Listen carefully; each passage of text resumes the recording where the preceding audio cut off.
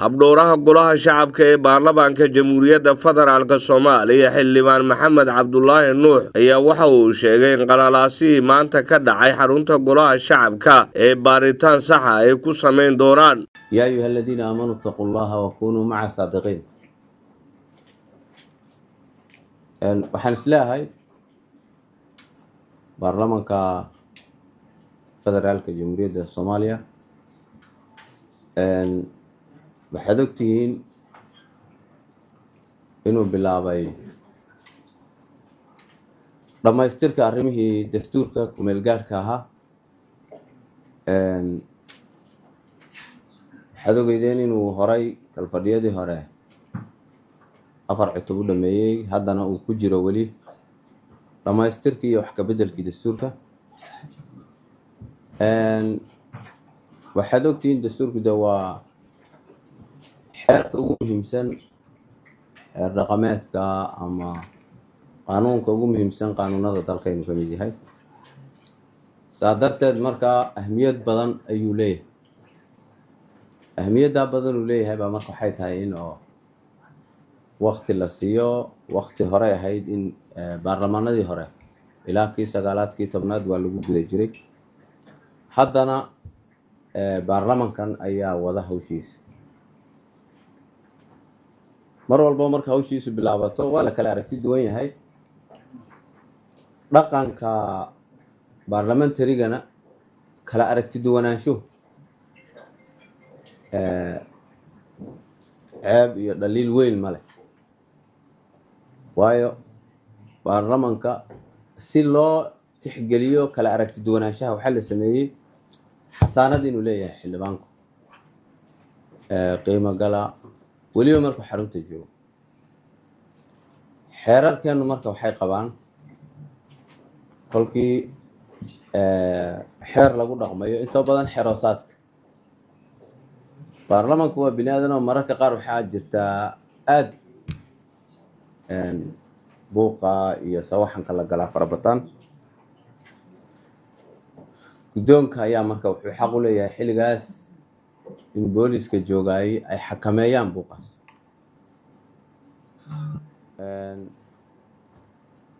baarlamankuna saad ogtihiin dadka isugu yimid waa dad aada mas-uuliyiin ahoo lasoo doortay.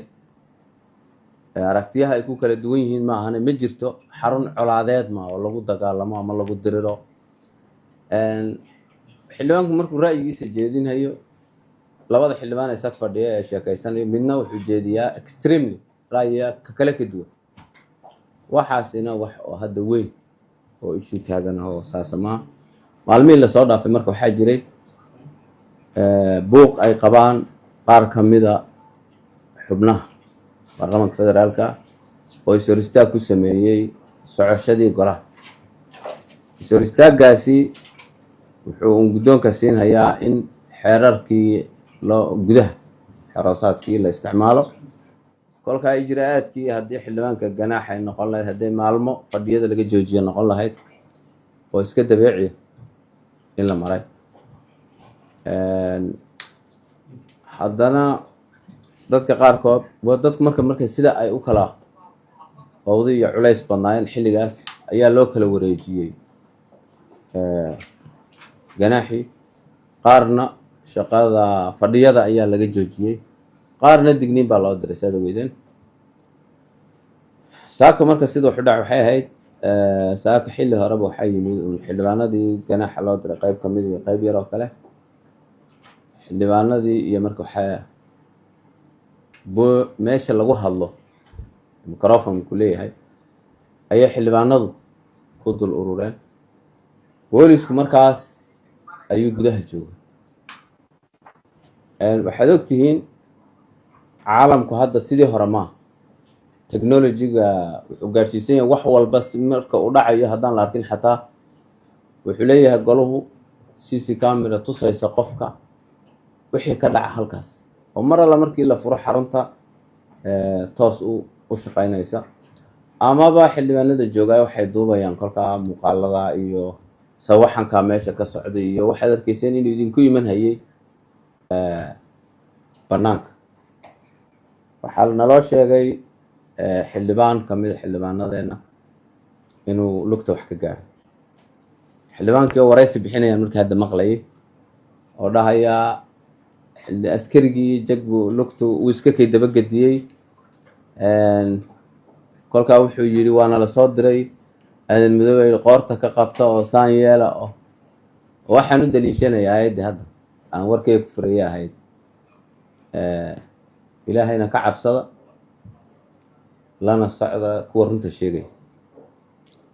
mas-uuliyaddu waa inay run ku dhehnaato. marna raalli kama nihin askartu inay xildhibaan wax u geystaan. xafiiska guddoonka anoo magaciisa ku hadlaya, waajib baana naga saaran xildhibaankii wax gaadhaayay inaanu garab istaagno, sidii wax u gaadhayna kala shaqayno. laakiin haddii wixii kalar kale loo sameeyo oo waraysiga hadda xildhibaanku bixiyey, askarigii in lasoo amray, askarigii qabtay, ma haysaan kaliibkaas sidaa inuu u dhac.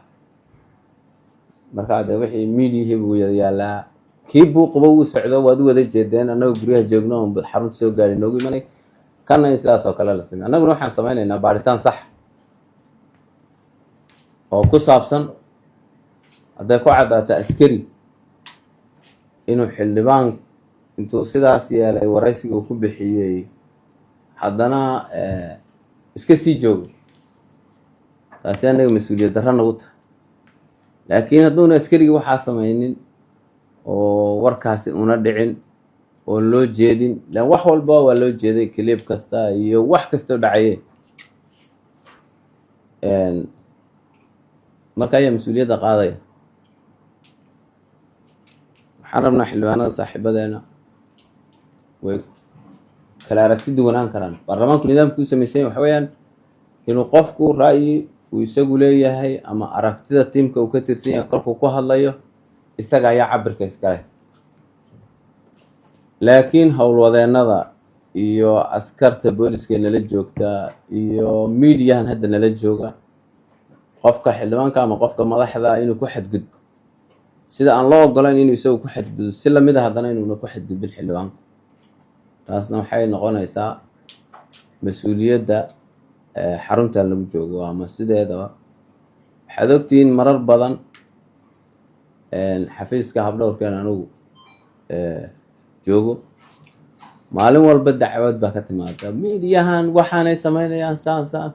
maalinna jujuub ma la kulanteen iyo in laydin rafaadiyo waxyaalo badan oo raaligelin ka jirin oo aanan ku habboonayn yaa dhaca. haddana sidaasay tahay fadqalalannimo in lagu raadiyo iyo tunjileecsi in qofka la yidhaahdo haloo isticmaalo.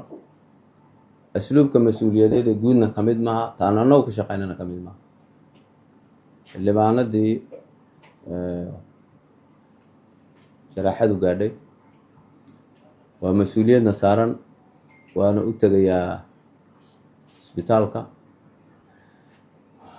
weli xog daqiiqa anigu cc camerada kama hayo oon idinla wadaago oo askarigu waxa uu geystay ee ay waraysiga ku sheegtay iyadoo dhammaystiran ma ka haynin muuqaalka. xildhibaanadii muuqaaladii ay duubayeen kolkay nala wadaagaana baarista aan samaynayna kadib waxaan rabnaa ciddii ay ku caddaato inaan tallaabo mas-uuliyada ku habboon qofkii dhibkaa geystay inaan ka qaadno. wararka kaleeta ay dadku sheegayaan ee saan baa la yeelay iyo saas hadda ma ku habboono ka mas-uuliyad ahaan. laakiin waxaan rabnaa markii aan wixii saxda ah helno inaanu jawaab sax keenno. laakiin tacaddi mas-uuliyadeed oo xildhibaan lagu samaynayaa ma jirin. xildhibaanaduna waad ogtihiin oo marar sawaxanku isqabsado la isriixriixo oo askarta iyo waxaan la isriixriixo, haddana saasay tahay xildhibaanaduna aad bay u taxadaraan, askartuna si wanaagsan bay u taxadaraan oo sidaa buuqa uga dhaco golaha gudihiisa ugama timaado jaraaxa iyo waxgaadh. marka maanta siduu wax u dhacay intaas bay ahayd. runtiina waxaan is leeyahay shaqo baarlamaan unba buuqbuuqan ku saabsan yahay wax weyn oo hadda sii khatari ma jirto. waxaan rajaynaynaa maanta guddoomiyuhu sida uu sheegay waxaas inay kusoo dhammaadaan maalmaha soo socda, 2 maalmood ilaa 3 maalmood soo socda, inay soo gabagaboobaan. weligeedna aan waxaan ka tirsanahay ilaa baarlamaankii 9aad iyo kii 10aad iyo kanba waan joogay, wax cusuba uguba maaha. waxaa dhici jirtay mar walba inay saa xildhibaanadu u qayliyaan, inay firimbiga soo qaataan, way dhici jirtay, laakiin muddo yar waa laga gudbi jiray. tii unbay tanina ugub bay ahay lamid tahay.